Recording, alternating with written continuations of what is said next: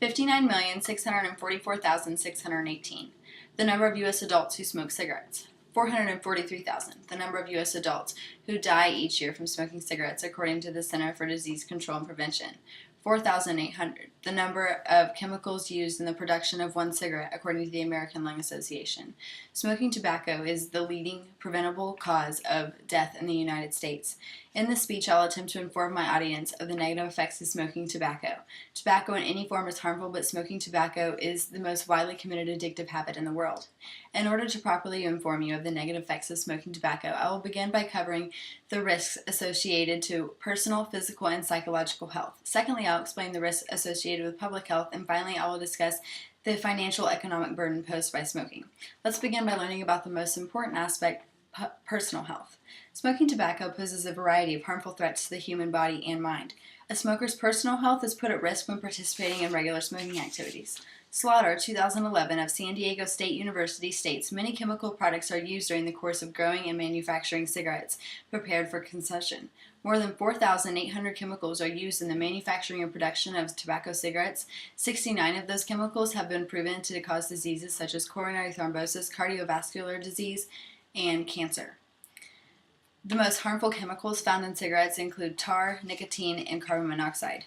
The risks posed at psychological health are important as well. According to Lewing, 2011, of the Australian and New Zealand Journal of Psychiatry, current smokers, especially those who smoke more cigarettes per day, had higher levels of psychological distress. The chemicals comprised in cigarettes have the ability to alter neurotransmitters in the brain that affect a person's mood, attention, and pleasure, which allows smokers to be more vulnerable to severe mental disorders. One psychological factor of particular importance is addiction. Nicotine is not only harmful to the body, but even more to the mind. According to Leach, 2013, an author of behavioral neuroscience, nicotine alters cognitive processes, which include effects on attention and impulsivity, a mechanism that may contribute to the addictive properties of the drug. The nicotine found in cigarettes is the reason there are still more than 59 million smokers who have failed to overcome addiction. Now that I've reviewed how smoking can affect smokers' health, let's move to the risks associated with public health. The smoke emitted from even one burning cigarette creates a great amount of risk to the public health. According to Prokhorov, 2013, in Addictive Behaviors, exposure to secondhand smoke is a major public health problem and a risk factor for morbidity and mortality due to the high concentrate of toxic chemicals found in secondhand smoke. The effects of secondhand smoke are not the same for every individual, but still continues to affect everyone in one way or another, whether that be health-related or the susceptibility to addiction.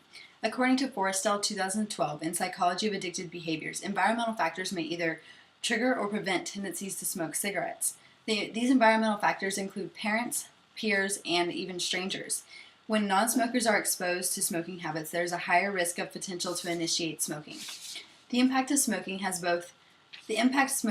on both personal and public health lead me to discuss the economic and financial cost of smoking. Tobacco companies are making big bucks, while smokers and the United States economy continues to suffer financial consequences.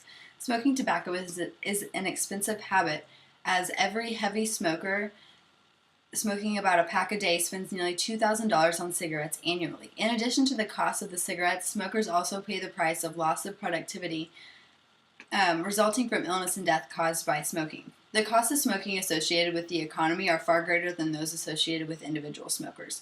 According to Sung, 2011, of the World Health Organization, it was found that annual smoking attributable healthcare costs account for 6 to 15% of the national healthcare expenditures in the United States. These smoking-related healthcare costs are not only the responsibility of the smokers and the government, but also of non-smokers.